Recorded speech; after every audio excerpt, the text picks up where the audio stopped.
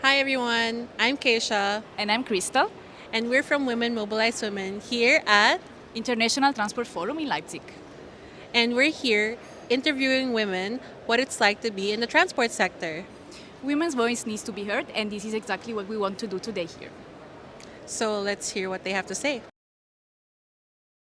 Well, there are many, but the one that immediately springs to mind is Bronwyn Thornton, who's the CEO of the Walk 21 Foundation. And I would say that she's been a mentor to me for a lot of my career. And I always try to lead from like a human-centered perspective, and that's something that Bron has taught me, that you can be a very inspiring, focused, driven woman in transport, but you can also still be kind and human. The woman that inspired me in transport is Susana Samataro. Susana used to be the executive director of International Road Federation, and now she moved to a new position. I think she has done a brilliant job in positioning transport within different fields, but also from the women perspective. I feel that she's very powerful, she's very eloquent, she always have a way to connect ideas and connect people and make a space for everyone. So I would say Susana it is. Sonia Ye, she's a professor at Chalmers University. She was one of the first people whose papers I started reading when I was a PhD student at ETH, getting into the transport space. She brought me into the ITF community. She was on my doctoral committee. She's a fantastic researcher, a fantastic human. I remember making dumplings at her house in Gothenburg. Sonia Ye, shout out. The woman who has inspired me the most is Jacqueline Klopp. She's an academician and has been researching mostly about paratransit and formalization of paratransit in sub-Saharan Africa. I actually met her last year during the ITF, and I was very, how do you call it? It was like a very great moment. So she inspires me a lot. A woman in transport who inspired me is Paola Tapia Salas. She was the first woman being a transport minister in Chile. And as a Latina, I'm always looking up for representation. And she was also one of the first women to develop a policy on gender and mobility, making visible gender immobility. And that's exactly how I realized that transport can have the potential to really advance gender equality. In the male-dominated society and the sport, such as cycling in Georgia, we often feel women underlooked in our sector. But now we carry this unique opportunity to continue, carry out, don't give up, and show people that our voices, show the leaders, especially decision makers, that our voices have to be heard, and we're continuing. We are not stopping, and we are even eager to do more. So initially, my background wasn't in transport. My undergraduate degree was in international relations and diplomacy, but along the line, I decided to make a career change and went to study my master's now in transport planning. At first, it was quite intimidating because when I joined the workforce, I was the only woman in the entire the ministry. So it was quite intimidating. I wasn't talking that much, but I think with time, once you find your voice and you know that whatever you contribute actually brings meaning, then it just went on and on. Yeah. I think usually what happens is that, not so much now, but historically I've been the youngest and the only or one of the very few women in the room. And so it feels like you have to push a bit harder, be more outspoken, and prepare a bit more so that you can get the credibility that you deserve and that people know that you are knowledgeable and that you know what you're talking about. So it's like the bar is a bit higher for us when we step into the sector and we need to prove ourselves more. Okay, the biggest challenge being a woman in the transport sector is that people will think that you're the secretary and not the engineer. So when I come into a room, especially with older colleagues who are male, they will not be expecting me to be the one making the decisions or telling them what to do. They will be expecting me to cook the coffee for them. So I think that is the biggest challenge. It is shifting away from that, but it takes a lot of time for things to really move for women ahead. As a woman, the stereotypes around this topic that women cyclists, it's too much for it's too male or too not for women, and how society perceives you on the bicycle. It matters because we need public support and public help in this regard.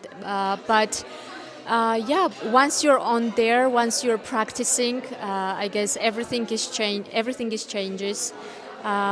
Also, the stereotypes are somehow meshed and broken down once the woman desires to really be a starting point of the change. Yeah, so I've been working for 20 years now in transport, always in rail, and I would say to myself on that first day, I would tell them that they're going to have a great time, because I think on your first day you're so nervous and you're like, have I made the right move? I would give them the confidence that to enjoy yourself and to be yourself and to really start to understand the value that you give into this industry, because sometimes if you don't fit in and you don't look like everybody else in your colleagues, you're not sure that you're in the right place. But actually what I've learned in 20 years is that I add a new value and something different to this industry that they really need. And so I would tell them, like, don't worry if you don't fit in, you've got something really valuable to add to this industry. So what I would say to my younger self is that you need to trust in yourself and not thinking that not coming from the technical field will be a blocker for you to be part in the transport field. So yeah, not having a technical background is not a challenge.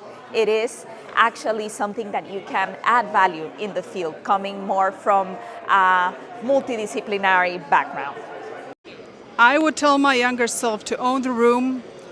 I did my university degree. I know about my job as much as the men do. So own it, be proud of your knowledge, and bring it out there. Thank you. I think when I look back to joining the transport sector in my early 20s, it's that confidence from other women, but also from other men in the sector, that there is a space for women and that our voice is needed, and giving women the sort of tools and support they need to grow their expertise in the transport sector. I would have loved to have more female mentors. In general, most of the mentors I've had in the sector are men, and they have been wonderful and they have shared a lot with me, but the experience is not the same, so I would have loved to have a female mentor, and so that's something that I try to do for younger women that are coming into the transport sector. We need to give the next generation of women in transport the microphone. Give them the microphone, give them the voice, give them a seat at the table, listen to them. That's how I got into this sector, was because there was a person who was very well established in the industry, in the sector, and said, hey, why don't we give the microphone to Keisha? And that's how I got started. So if you have the power, if you're high up there, if you're a man, if you're a woman who is seasoned in the sector, give it to younger people, give it to women. We have a lot of things to say. What do I think women need that they are not getting yet? I think it was really important to feel that there's a community of women that are also working and having the same struggles that I had.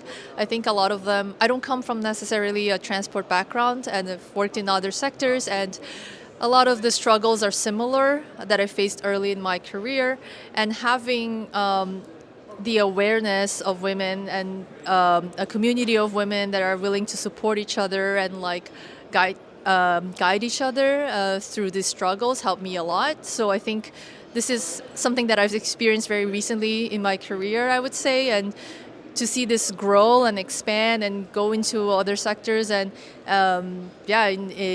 in different levels for different countries as well. I think it would be really great and help women achieve like even better positions and better outcomes for their careers, for their professional development. Transport can be feminist, and that doesn't mean it's just for women. It means it's for everyone. And what does it look like on the ground? It means that your grandma can go to the supermarket using public transport. It means that your kids can cycle to school. It means that persons with disabilities can go to work and home with little barriers, or no barriers, actually. So that's what feminist transport would look like on the ground. It means more women at the table. This is my first time at the ITF Summit. It's a fantastic event, very inspiring, very cool. I would love to see more female ministers at the round table in the coming years. The one word for me would be intersectionality. We know that gender as a dimension interact with other dimensions like race, income, sexual orientation. And I love public transport, but growing up, I could really see how different it was the experience for my mom, who is an immigrant woman, a domestic worker, and the different experience that she had compared to my father. And this shaped also how I live my life and how I believe that feminism should include everybody.